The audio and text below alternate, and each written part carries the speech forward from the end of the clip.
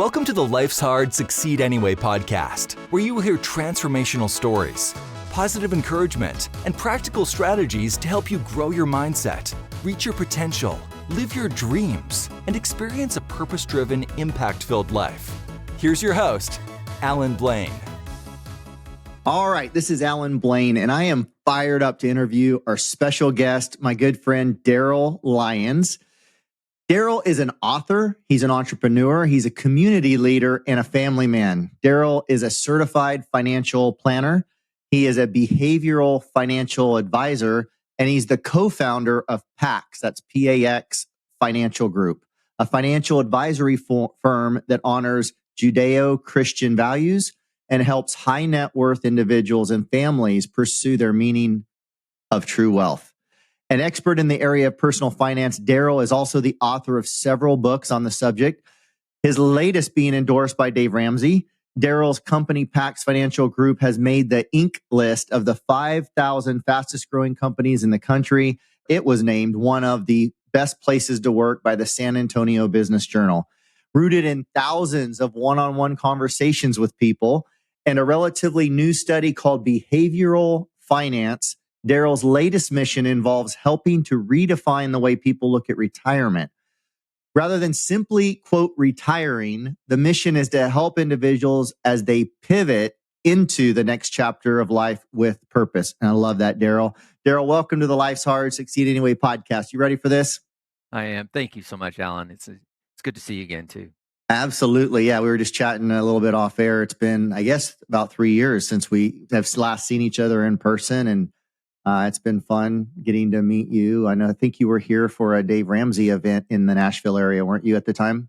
Yeah, and we hung out at Johnny Cash's house. That's right. We went and checked out Johnny Cash's house. That was fun. That was a good time. Really cool. Our good friends that owned the house and lived in it at the time have since sold it. So we don't have that opportunity to get to give our friends tours of Johnny Cash's house anymore. But that was special. Was awesome. That was cool. Well, I've just shared just a brief intro of kind of who you are. But if you would, just give us, the 30,000 foot view, spend a couple minutes just bringing our listeners up to speed on who you are and kind of how you got to where you're at today. You've had a ton of success, and I'll turn it over to you for a couple minutes. Yeah, a lot to say to that, but I'll try to keep it concise. So I'm from generally the South Texas area and lived in several mostly small towns in Texas, one of which was right near the border in Harlingen, Texas. Ended up moving up to Castroville, Texas, which is a small Texas town, just Friday night lights, just like you would imagine a Texas town. And we lived in a little trailer park on the side of the road. And I remember one day I was edging the skirting on the trailer. My dad had me edge it. And you have to be real careful when you edge the skirting on a trailer because that little plastic, it's not plastic, but whatever it is, if it hits the skirting, it cracks it. So it's a real problem.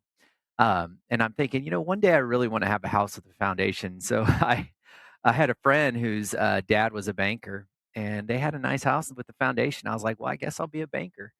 So I went to St. Mary's University right in the middle of San Antonio. I worked at a bank. That's how I paid my way through school, about 35 hours a week. Very reliable. I would always be there working. Got a degree in accounting. In fact, one of the professors came across and asked me to tutor. She said I had a skill for that. Then I took an investment course. They gave us a bunch of fake money and said whoever makes the most wins. I won. And I'm putting together this, I guess, interest and knowledge and passion for finance and investments and taxes. And that's when I went to the library and I looked, what do you do with this? I had no idea what you do with this. And I found this thing called CFP. So I started in this journey the day after I graduated college, worked for a big institution, was heading to New York and Chicago. And my wife and I said, we want to stay in San Antonio. We quit. Very difficult time. We pretty much went broke. I figured I was going back to the trailer park, bumped into a guy named Dave Ramsey, who I looked down upon because I had all these letters behind my name at that point. But I finally humbled myself and went through his program and did envelopes for probably 10 years, paid off all our credit card debts. I had a stack of life insurance policies I had sold myself, just kind of a little bit of a mess. Didn't make sense. So Dave then, through a number of people, specifically Andres Gutierrez, found me to be an advocate for him. And so he very kindly endorsed me. I mean, I had a huge endorsement of Dave Ramsey. I was one of the top in the country. I got on his advisory council and had a great relationship with him. for a number of years. Great man. And I mean, he just gave us a lot of momentum. So about 15 years, our company really just was known as the Dave Ramsey Company. We got to a point just last 3 years where we were moving in a different direction and just decided to just kind of create our own brand and identity. This is where we'd spent a lot of time working with his listeners over the years and kind of changed our model a bit. But good man. And so here we are today. We have 25 employees, continuing to grow very deliberately. We've really enjoyed the place of being able to honor our Judeo-Christian values and express those values through our money and help those people of faith understand how to align their financial planning and investments with their values. We spend a lot of time doing that now, and it's just been a blast. And so I'm married with 4 children, and we're blessed. We live in a little town called New Braunfels, Texas, in between San Antonio and Austin. And I think that's pretty much in a kind of a summary of who I am and where I'm at today. So you grew up, you talked about edging the skirting on your trailer, your mobile home, right? Your mobile home Yeah, as a yeah. child. I mean, I guess that was a step up from having hay bales as skirting around the bottom of it, right? Right. Yeah, that's true. I had to, I had a job moving mobile homes. That was part of my job too. So I'd learn how to strap them down and move the hay bale, all kinds of stuff. So yeah, I became familiar with mobile homes. I just didn't want to do it. My daughter just the other day, she's like, "Dad, I really want an RV. I think it'd be fun." And I thought, yeah, it'd be fun, but it just reminds me. Just I remember the boards of all of the inside of the RV reminds me of trailers, and so I have to get over that little thing. But yeah, it was an imprint for sure. So you didn't come from money, I guess all that to say. No, no, I didn't. And my mom had me when she was 16. My dad was 20. They Wow. had very difficult situations themselves growing up, and so if I thought I came from a long line of rednecks that just didn't amount to anything. I did some history and found out that I did have some people in my background. I had some mayors and some very prominent people, but just somewhere along the way, things kind of got squirrely. And that's you got to be very careful. There's alcoholism in the family tree and things like that I'm very careful of today, and just try to reflect and say, okay, what decisions were made and how can I kind of course correct my family tree, and that's been important to me. Yeah. So how long ago was it how many years ago was it when you met Dave Ramsey? Oh goodness, that um, I'm trying to think. 15, 20 years ago. It's probably 20 years ago. Yeah. Okay. So I don't know the history there very well, the timeline, I guess, but he was a pretty big name by that point already, wasn't he? Yeah, he was gaining momentum. But gosh, he's got, I want to say 1,100 employees. I bet he had 100 then. I Okay. mean, it wasn't that many. He was gaining momentum. He was just killing it. And I don't know him extremely well. I have been to his house, and he knows me, and I know him from that regard. I don't call him up or anything like that. But I got to tell you, he is a good man doing a great thing. Um, and so I've actually, our company is modeled because he created this entree leadership platform that's kind of ancillary to his personal financial Yeah. conversations. And I've modeled a lot about how we build things out from the entree leadership platform. I've been to several of those events. They're really good. And so really help getting the spirit injected up to the organization that transpires from a crystallized vision and mission and getting everyone on fire. I think it's brilliant what he's done there. Well, and you've done some amazing things as well. You said you've grown your organization to 25 employees. Spend just a quick minute bragging on yourself and your financial success, because I know we're going to get into some other things. But before we jump off of that, what I don't even know what you might want to say, but you quantify the size of a financial planning business by the amount of money under management, or is that a completely different thing that we're No, talking no, about? no. That's fair enough. I mean, I'd start with I'm just really passionate about this industry. It's not something some people wake up in this business. They say, "Oh, hey, there's money there. I'm going to leave my coaching job and be a." That's not me. I like this is my heart's in this thing. Just last 2 years ago, I decided to go to Texas A&M Law School, get my master's in financial services. I'm a constant student in this game, right for Forbes. I serve on boards. I've served on the boards to the degree that I've moved into chairman roles where the mayor named a park after me because we were able to orchestrate the finances. So I believe wholeheartedly that God's put me in place to help people understand how money works. There's over 2,000 scriptures that talk about money, more than prayer and faith combined. So our team has rallied around this idea of, we're still, um, you know, chipping at the David, so to speak, to really form who we are. But we've really come a long way and feel that we're very mission driven. So 25 employees, 600 million in assets, growing aggressively, but actually growing organically. It's a misnomer to sometimes reflect on how you measure these industries, because they oftentimes we go to conferences and we measure ourselves in assets under management, and that's how we kind of flex our muscles. But for me, I think we're making a significant impact, and we're doing it without going out there and acquiring a bunch of businesses. We're doing it organically, which means that it's just client by client, client by client. And it's working really well because we're able to develop and stress test the infrastructure and putting constraints. So we haven't taken any private equity money or venture capitalist money. I almost did about 2 or 3 years ago. I had a big private equity firm that was about to buy us, and I would have retired, right? I would have been checked out. I would have been done. And I told my mom, I said, Mom, this is how much they're wanting to give me. And she goes, from a trailer, she goes, boy, you better take that money. And I was Right. like, okay, Mom, I'm going to take this money. So I get down to the very end, and they took issue with the integration of our faith into our organization, their leadership team, their Mm. attorneys. And at that point, I just had to settle that this doesn't make sense. This is not my calling. So I decided to stiff arm that money and pursue this, and no regrets. Having a complete ball doing it. My team is fired up. They're passionate. So when you have something that's just a calling like this, even in something as boring as money, it doesn't become work anymore. It just kind of it's just what I do. I love it. What would you have done if you would have? I'm sure it crossed your mind at least. I don't know if you had the answer yet, but had you sold, what would you be doing today, do you think? Yeah. So first of all, they wanted me to be this regional guy that went around the country, and I was like, "Yeah, that'll last about a year, maybe," because I couldn't imagine the guy that was going to be my boss. I was just like, I could not, I just couldn't do that. So Yeah. I would have started something else, and it'd probably been in the space of money. I do books and I do speaking and I do all that stuff, and so maybe something in that space. But I don't know. I hadn't completely crossed that bridge. I thought about some of the things I was going to buy, but even then, I don't really need much. I don't have like.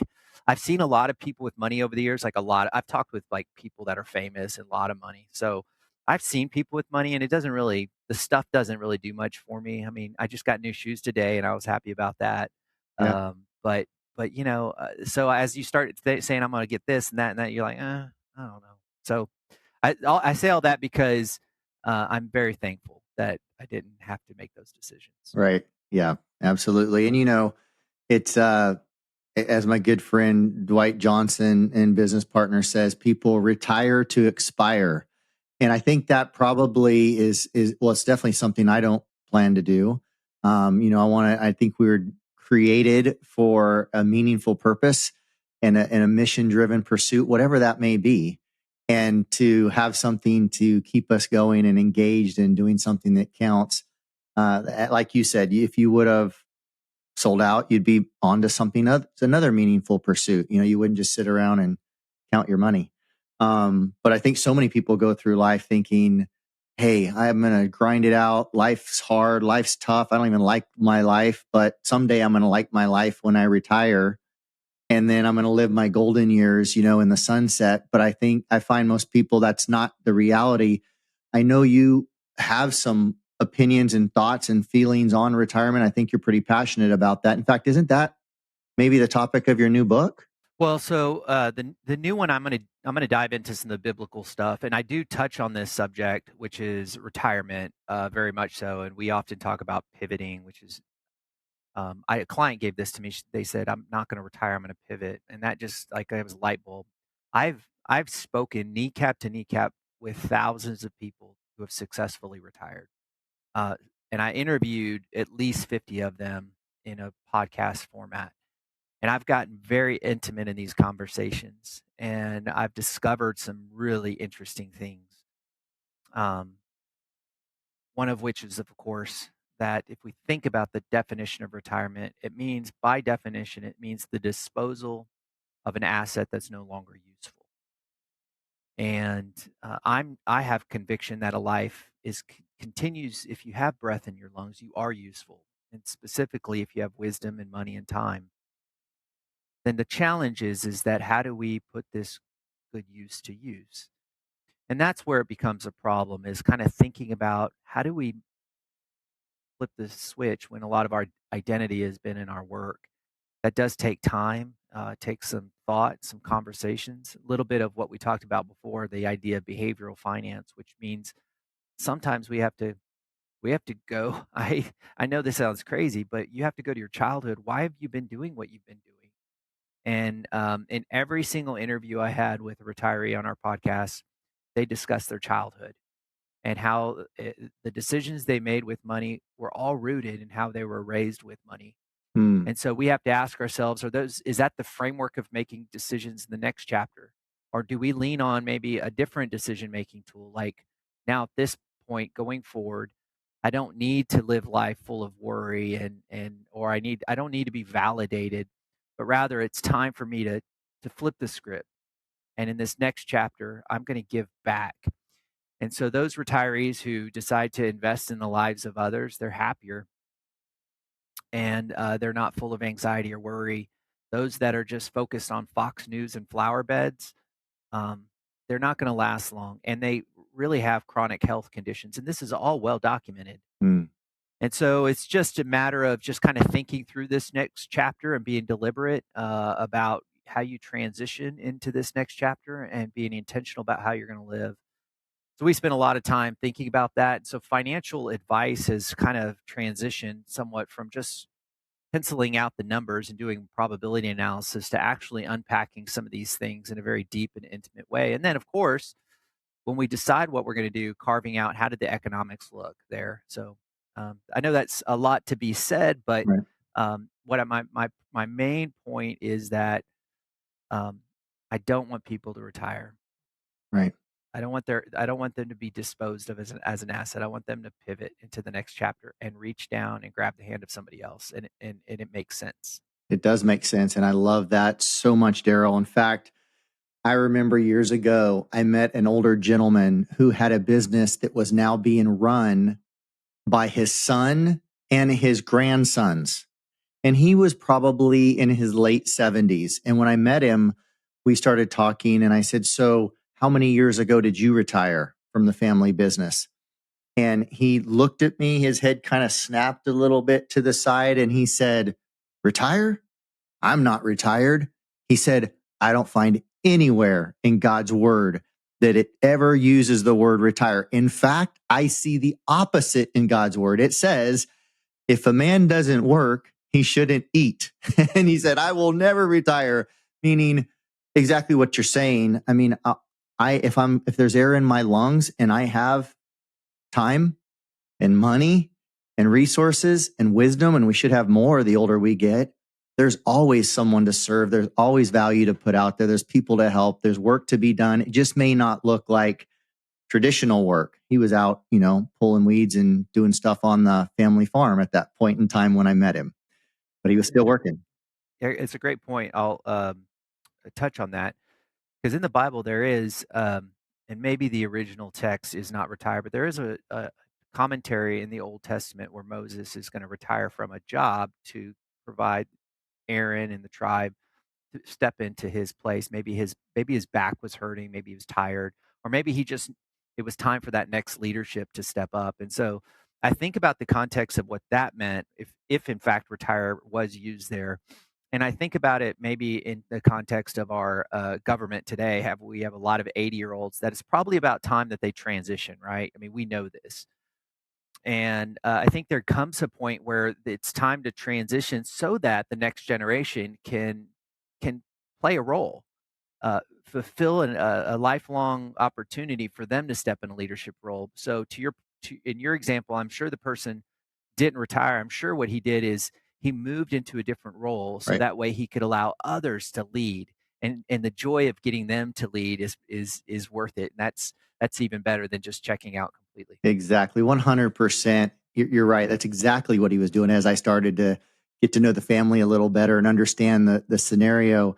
And you're right. And I love the Moses an example there too, because that is, you could use the word retirement there. A lot of people, though, their mindset, and you've already addressed this, is their idea of retirement. I know that's what you're addressing is it's, what'd you say, Fox News, sitting around watching Fox News Fox News and flower beds. and flower Picking up beds. your flower beds all day long. Yeah. I mean, I don't know how long you could do that after a while. Hannity drives me nuts. Yeah. Or I mean, it could be CNN and Whatever, and right? golf Yeah, yeah, courses or whatever. yeah. It's just like not adding value to anyone else's life, not serving others. So Because you deserve it, right? That's the idea, is like you deserve it. And we substantiate it. And look, I I know some people are like, well, that's I know a lot of rich people will be like, well, I don't care. And I just think that there's a lot of people that need you. right. You know, if somebody were to say, hey, well, I like playing golf and I deserve it, I'd say to that person, there's a lot of people that need you. Mm, And you've got time, energy, and resources, and I don't want to see that go to waste. I love that, Darryl, so much. What would you say has been? You've had a ton of success. You're killing it in business. I love your humility and your mindset and your perspective around money and things. Just a little bit you've already shared even with our listeners today. But what would you say has been a key, one of the keys to your success in business and life? Yeah, it's a good question. So first of all, well, I would say what other people would say is I'm consistent. Um, I do things consistently. I sleep consistently. I eat consistently. I drink water consistently. I take my vitamins consistently. Vitamins I bought from you. Right on. I, read consistently. I work out consistently. I have a consistent habits that I do. I'm relatively consistent in what I do. I read the Bible consistent, and it's not so dogmatic. This Craig Rochelle, I don't know if you know that leader. He's just another level of consistency. Like what he eats is consistent. I'm not that. I want to taste a variety, and I want to. Sometimes I'll park in a different place just to park in a different place. But I am generally, if you were to evaluate my life, you would say, okay, maybe not the most talented, maybe not the most articulate, maybe not the most intellectual, but that guy's consistent. And I really just don't give up. Um, I just don't give up. I don't quit. I never have. And I guess when, the pain of life is relative to what you've experienced, what I've experienced growing up. And so if I have a hard time, I always reflect. And so it could be much worse. It could be much Yeah. worse. I tell my team, they're like, I tell my team, please don't say this is hard work. I go, if you want to see hard work, it's 115 degrees in South Texas. Let's look out the window and see those yellow cones and those guys doing whatever it is around those yellow cones. That's hard work.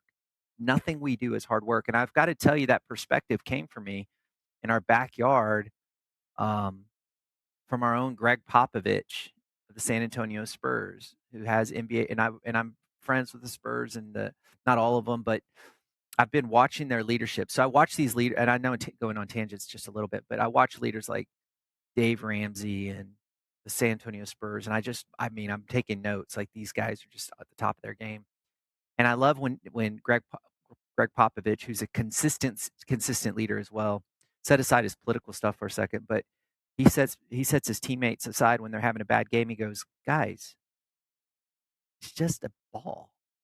Like there's stuff going all across the world. There's chaos. Just relax and have fun. This is just, and I just have to put that in perspective for me too. That's good. So like whenever there's a bad day, I just want to I want to have a consistent attitude as well. That was my point. So good, Darryl. I'm so glad you shared that. And that is a common theme. Not only is it a truth I believe wholeheartedly, but it is a common theme I hear a lot from successful people like yourself is the importance of consistency. And I think so often it's so easy to think that somebody else had the success they had and got the level they had of success in their health, in their marriage, in their finances, in whatever we're talking about here. And to say, man, they must have done something. They must have something really special. They must be done something very extraordinary. And the fact is, some do. But the fact is, what I realize, and I'm sure you'd agree, most people do not do something so extraordinary. They do very ordinary things extraordinarily consistently. And over time, that compounds, right? Yeah, you said it very well. Yeah, it's like compound interest. Yeah, 100%. Has life just been all rainbows and butterflies and no challenges, or have you had any hard things to have to get through on your journey through life at this point? No, there's been a lot. There was a time where this was probably, well, I can reflect. It was about 12 or 13 years ago. My daughter was 3 or 4 at the time, but I was really struggling just as who I am as a man because I had a trade error where I placed a trade on a client's account, lost him tens of thousands of dollars, and he was mad. He had a beard and guns, and it was really frustrating. And then I was trying to play golf, and I'm not a golfer. I really totally embarrassed myself there. And everything was just a lot of stuff was just bothering me at the time. And then I was like, okay, I'm going to relax. I'm going to get off early. I'm going to take my daughter to HEB, which is the grocery store down the road, put her in the back seat in her car seat. And her name's Claire, beautiful blondie. And she's 3 or 4 at the time. And she screams. And I look back, and she had accidentally kicked the electronic up button on my Jeep Cherokee and stuck her finger out the window. And it was stuck between the window and the frame. And so I thought I was going to have to punch the window because I couldn't get it down and her foot was still on it. So I pull over into like a McDonald's parking lot. The window goes down and her finger severed and it blood all over her little dress. So I take her to the hospital, and they asked me, what's your name? I couldn't, I was all flustered. Fortunately, the doctor successfully reattached her finger. And it still has a scar there, but my wife was pregnant with our third baby, and because of all the trauma that night, she lost the baby. And so I'm putting all this together, and up until this point in my life, I had an attitude called MTXE, mental toughness, extra effort, but I could not MTXE my way out of this. It was kind of one of the point, all this thing was chaos, out of control, father, husband, business person, I just felt like I just couldn't do it. I could not do this life. Could not do this life. It was just, it was just too tough. And so I had a mentor, and I called him up and kind of explained what was going on. And I don't remember what he said, but I remember what God said through him. And that was, are you done yet? Are you done living the life I never intended you to live? Are you done with all the stress and all the checklists and all the how-to books and all the being perfect? And are you done? And I was completely done. And so then he kind of walked me through some scriptures about what it meant to abide and trust. And apart from him, you can do nothing. And before I read the scriptures, and I thought they were good and they were a good guidebook of life. But at that point, I realized that this life that I was calling myself a Christian really meant to trust him. And since I made that transition to trust him each moment, it's been just a breath of fresh air. I feel like I don't have to do things. I don't have to control the outcome. God's in control. I'm not. It's totally transformed me. And I think people who've been around me have seen that transformation. I'm less stressed. I'm less concerned about outcomes. I'm more concerned about people and behavior, and helping them, guide them. And so it's been a transformative experience. And that man was very important in my life and shared that wisdom with me. And I think that would be one event I'd say that was a catalyst in my book, in my story. I love that. How do you balance? How would you help somebody who says, I want to live that life you just described, Darryl? I want to abide. I want to trust. I want to give it all to God. I want to give up striving and stressing and the anxiety and the worry and all the things that come with that. But I also know there's my responsibility on the other side. Maybe you wouldn't say it this way, so you put it in your words, but they're saying, hey, there's this responsibility on the other side where, I got to work. I do need to hustle. I do need to put in effort on some level. I do need to set goals. I do need to measure metrics. How do the two of those in your mind jive? Because I know you're still working and I know you're still accomplishing, right? And you're still doing great things, maybe greater things. How do you explain that to somebody? Well, it's one of the mysteries in the entire Bible. It's threaded throughout. Even look at the Genesis, where we're called to keep and cultivate. I mean, we're talking about keeping and cultivating the earth, not just Adam and Eve in the garden, but even today we're called to keep and cultivate. But our responsibility, and hear me out here, our responsibility is to respond to his ability. And so everything that I do is not something that I've manufactured. Even the desires I have today aren't my own. Even the person that comes and sees me, or this podcast interview, it's all orchestrated by him. And so is Right. the outcome. So I love work. The Bible says, "Go like an ant, you sluggard. Consider his ways and be wise." Right. And I think we have a purpose in us and a passion, and it's honorable to work. I think at the end of the day, that if we do it independent of Christ, we get something else, and that's anxiety and worry and stress. And so we go out and work and recognize that the results are all on Him. In fact, even everything I do is orchestrated by Him, and just appreciating that along the journey. And so Mm. I think what it means is that if you want to be really practical here, which I do have some friends that say, get me really practical here. Yeah, do it. I would say work freakishly hard, really hard, but all day long praise God. Like all day. Like I love Jesus all day. Like in the beginning and during the day, I'm worshiping him, I'm praying, I'm meeting with brothers in Christ. It's all day. I mean, it's all day, and it's just in between things. I keep note cards in my pocket of scriptures. I'm memorizing the word. I'm praying. I mean, if it's all day in between, you're engaged with God. If you could work hard and do that, you're gonna find something pretty darn special. And so that's, if you want to talk about how do you integrate it, it's weird. It's different. But remember, we were called people of the way. There's a different way of doing things. Right. And so I'd suggest that there's just a different way to do business. And that's saying, okay, I'm gonna go all in on God. And so I'm just gonna integrate him and weave him into all the moments. I'm not gonna forget about him. Because what we do is we grind him, we forget about him. And what Mm, happens as a result of that is now we're doing it independent of him. The byproduct of doing it independent of him is stress and worry and body neglect and all the other stuff that comes with that. So how do you weave him in and out of your day? It's not that difficult. It's not, I mean, we have plenty of resources out there to be able to do that, but it's weaving him throughout your hard work. I love that. I love that. That's very practical. Let's go back to identity real quick before I ask you some rapid fire questions here in a minute. But so your daughter, I did not know an electric, I guess that was an electric window, right? I mean, it wasn't Yeah. a crank up old school, right? So I didn't know they had that much power to literally sever a finger, but I guess I've never found out. That's amazing. I didn't know Um, that either. that whole situation, I mean, I've had my finger slammed in car doors and other children, and it didn't do that, but the window, wow. Um, so the question is, you mentioned something about identity, and I just want to, I know we don't have a ton of time left, but I do want to just touch on that before we move on. And that is because I believe so many struggle with this identity. And I think I know it causes all kinds of problems. I know because I've been there. But what was it about that scenario and that ER visit and whatever you went through? What was it that changed your perspective on your identity? Maybe a before and an after, if that's a fair question. Yeah.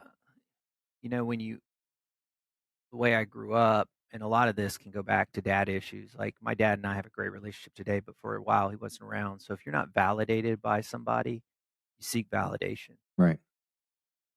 And so your identity is in the validation. And it becomes really tricky because like if I get a new client, then I would feel validated by getting that new client. But at the same time, I'd also hurt a little bit if they left. My identity would hurt. Yeah. And so or I'd get offended easy because they left, right? Or just a lot of times I'd see it in the my tendency to get offended really easy. And then my identity's in something else. Hmm. So after a while, you just realize that, and that just can't work. And that event really put me in a low place where I just recognized that my identity is in my Creator, and not I don't need to be validated by other people, and I don't need to be so easily offended or frustrated. And it changed the way I actually responded to my children. I even regret that I raised my voice to my kids, before that, because I'd get offended that they said something, so I'd raise my voice, and it's like I look back and I go, man, I wish I wouldn't have raised my voice. There's no need to, or get mad at an employee or somebody else or a client, and just all that stuff, and that just weighs on you. And then when your identity is in the relationship with your Creator, that stuff doesn't matter. I'm not going to say it doesn't ping every now and again, but it doesn't last as long. I promise you.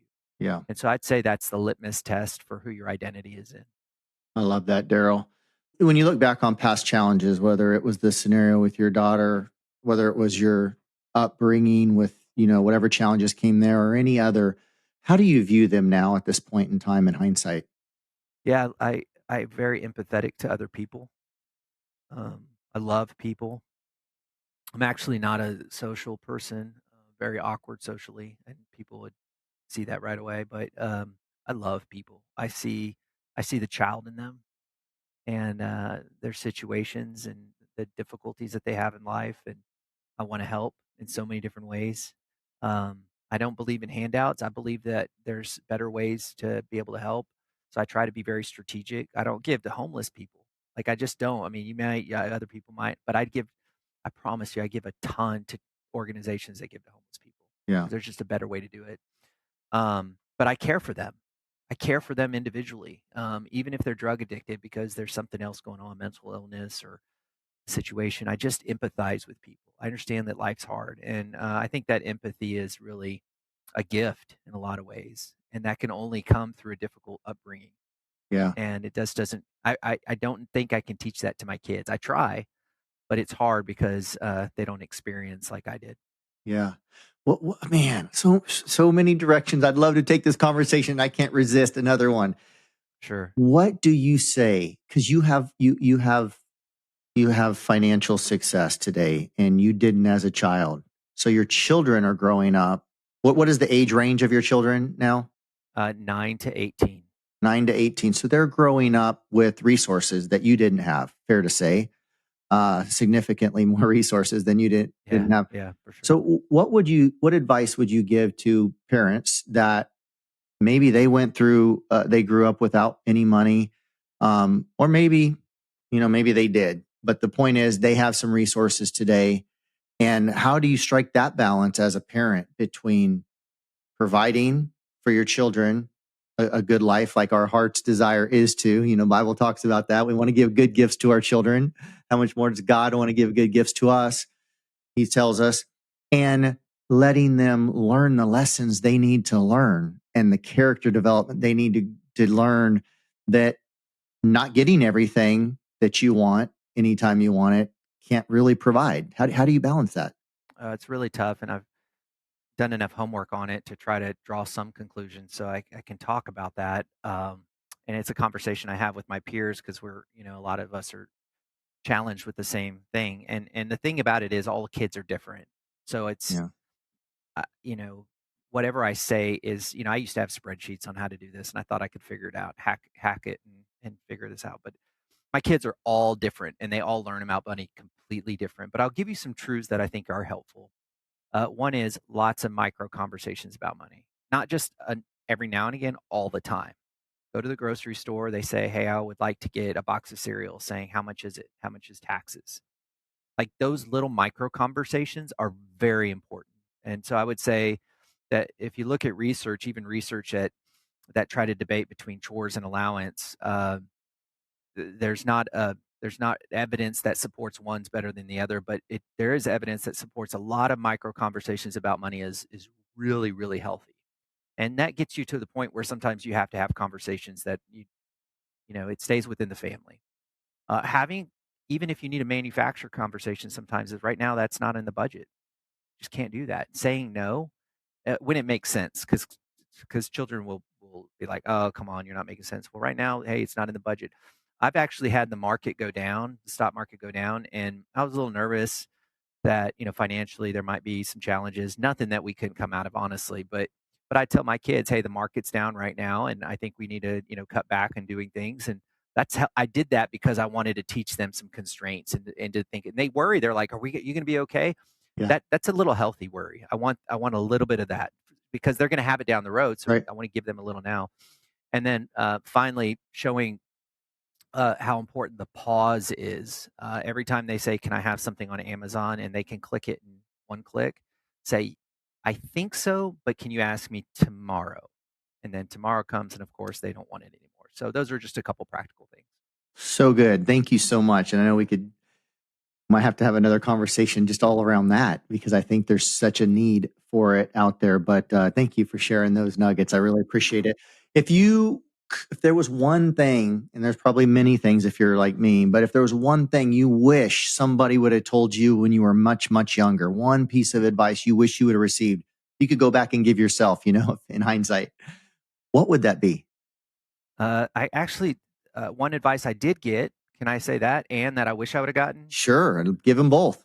Yeah, one advice I got early from a guy that's he was a really weird guy, but I asked him because when I was younger, I was like, I asked like a ton of successful people, what should I be doing, like at 20? And he looked at me and he goes, "If I were you, I'd get in over my head." I was like, that has been great advice. I've gotten in over my head so many times. I'm like, I do not belong here, but then that's where all the fun happens. Yeah. And so I just got in over my head, and then that's been great. Lots of cool stuff. I can't even tell you the adventures I've had just getting in over my head. I should not be the chairman of this board, or I should not be on this private jet, or I should not be on courtside. The stuff I've done that's I shouldn't be here, but this is great. Get in over your head. So I that's love fun. it. Good advice. And then two, I wish I would have trusted God more. There's just too much worry. That was a waste of time. I wasted time. Uh, yeah, and there's all those different ways that you can suppress worry along the years, whether it's alcohol or lack of sleep or excess working out. I did it all. I used to do mixed martial arts, and I would, I was so stressed that I would, work out 8 hours a day, and just high performance kind of stress relief stuff. That was nonsense. I didn't need to worry about it. God had it all under control. I know that today, but I had to learn my lessons the hard way. So good. So good. Get in over your head too. That's great advice. Two great pieces of advice there. Expand your comfort zone, right? Step outside your comfort zone. Do something that scares you. So many different ways to say a similar Yeah, exactly. thought, right? I love that so much. What would you say is one habit that has really helped you in your success? One thing I do before I leave the office or leave work every day, I've done this for 15 years. It's kind of nerdy, but I write down the 6 most important things I need to do for the next day. And I do that because my future self sometimes gets overwhelmed by all the things that's thrown at me. And so I'm pretty much helping my future self by saying, here's the 6 things that you need to do that are most important. And then I just do one and I get that dopamine hit whenever I scratch it off. And then I do the next, another dopamine hit. So I treat my body to a little dopamine hit every time I do that, and I've been doing that for years. And once I do my 6, I create another 6, and I keep doing it, and that's how I work my day, and I've done it for 15 years. I love it, Darryl. Why 6? Why not 5, 3, There's some 7? psychology behind it. Yeah, I wasn't the inventor of it. I learned it from a smart guy who learned it before a smart guy, and then there's some psychology around the 6. I have no idea what, so I've stuck with it. Okay, and it's working, obviously. Let's talk about your book real quick before I ask you this question. Tell us about your book. I know we touched on it a minute ago, but tell our listeners about your book, because no doubt there's people listening to this podcast that could benefit from it. Yeah, thank you. And books. You're launching a book, and you don't make money off books. It's like cash and No, jelly beans, but it does allow people to get to know you, and it's you're just vulnerable, and you're able to put in hard work. So it's an honor for when people read it. But I wrote one on biblical responsible investing. I started out talking about my love for Alice in Chains as a band, so that's interesting. But I do talk about how you can in today's marketplace, how you can actually integrate your faith into the marketplace using tools today. For example, we do a lot of biblical responsible investing where you screen out investments that are in stocks and companies that are behaving antithetical to biblical worldview, how that's done, the tradition, the health insurance alternatives in the Christian marketplace, the donor advised funds in the Christian marketplace. There's some very unique, specific financial tools that can accommodate Christians' deeply held faith and beliefs. And so I express that in this book, Biblical Responsible Investing. love it. I love it. And where can people find that? Anywhere books are sold online, pretty much, or is it just one place? Pretty much. I don't know when you normally produce the podcast, but my publisher said I'm going to have it launched January 30th. Okay. And so it'll be available then. He told me to tell people that if they want it, they can certainly do the pre-order, and if they pre-order, they get a PDF version. So, or they can wait, whatever's easiest. Okay, great. Yeah, so this is airing long before that. So there you go, January 2024. Keep an eye out. What's one book, speaking of books, that you might recommend to the Life's Hard Succeed Anyway audience, other than your own, I'm sure? Yeah, thank you. I think a lot of entrepreneurs underestimate the value of having a vision. The Bible says where there is no vision, people perish. And I thought the book by Cameron Herold called Double Double does a good job of framing how to create a vision. It just seems like an exercise in futility when you've got the grind in front of you. But man, I've talked with a lot of entrepreneurs that lack vision, and um, it's really messy when you lack vision. Your people don't feel compelled to take action. There's just a lot of problems that happen. So that'd be a book I'd highly recommend. I love it. What's your definition of success, Darryl? You thought about that much? Yeah, it's really tricky to define, but I would just say making the most of what God's given you. I mean, if you were to compare me to maybe Paris Hilton, she's more successful because she has more stuff, but I just try to do the best with what God has given me and not compare to anybody else. I love it. That's great. Great definition. Lines perfectly with mine. When you think about the future, what is exciting you today? I think I might have some of the most talented people on our team today. And so we've got like a crazy talented group of people that are mission driven, and I feel honored to be able to provide that leadership, and they're just kicking in high gear now, and it's cool. We've got clients all across the world, and we've got employees all across the world, from San Antonio to Germany, and they're passionate about what we're doing. So I have no idea what God's going to do through this team. So, but that's when you have a talented football team or basketball team, you get excited, and that's where we're at today. Yeah, absolutely. And every morning you wake up as a new day of new endless possibilities. And if God's steering the ship, that's a pretty exciting place to be right there. By the way, do you do any financial work for any of the San Antonio basketball players? Is that how you ended up with your front row courtside seats or whatever? Or is that a whole nother story? A little bit of a story. I mean, I don't do any work for them. I've done work for some prominent groups, with some three-letter groups that are government agencies, over the years. Um, and I've become friends with some of the former players and been invited to do some things with them, Gotcha. and which is really weird because I grew up and these guys were role models, and today they're peers in a lot of ways. So God's just done some crazy things in my life that way. Yeah. So when God's done crazy things in my life that are just kind of interesting, I feel like this obligation that I've got to make sure that I honor Him in everything I do. Yeah, I love it. Peers that you can look up to. Literally. Yeah, exactly. Literally. Exactly. And we have this new athlete called Wimbenyama, and he's a 7'4" guy out of France. He's unbelievable. So as Spurs fans, we're about as excited as you get. I bet. Yeah. Right on. Have to check him out. What's the best way for our listeners to connect with you and follow along on your continued journey, Darryl? I like LinkedIn. I think LinkedIn's a professional way to connect with me. So just go find me there, Darryl W. Lyons, and then you can always go to the website, PAX Financial Group, PAX, and got a lot of content there. So there's a lot of ebooks and a lot of ways to connect with us there. So a couple good. Great. And we'll drop both of those links down below in the show notes, so it'll be spelled correctly and easy to find. Darryl, this has been awesome. Any closing comments you might want to leave with our Life's Hard, Succeed Anyway listeners today? No, it's been great. Thank you. You've asked great questions, and I just enjoy watching you grow and develop and do new things and encourage and inspire and be a man of God. So it's an honor for me to be here. So thank you for asking me to be here. Hey, the honor's all mine, brother. This is fun. I'm sorry it took so long to get you on the show, but I'm glad we did. Thank you for taking your time to come on here and share your wisdom and expertise. And I know you're just scratching the surface of what you have to share. So thank you so much. Yeah, thank you, Alan. Appreciate it. If you love this podcast, grab some of Alan's free resources on his website at alanblain.com, spelled ALLANBLAIN.com. You can also find links to Alan's Facebook, Instagram, and TikTok there in his contacts page. Lastly, if you can leave a 5-star review for us on your favorite podcast app, that will get these messages out to more people, and it will really mean the world to us. Thanks in advance, and make it a great day.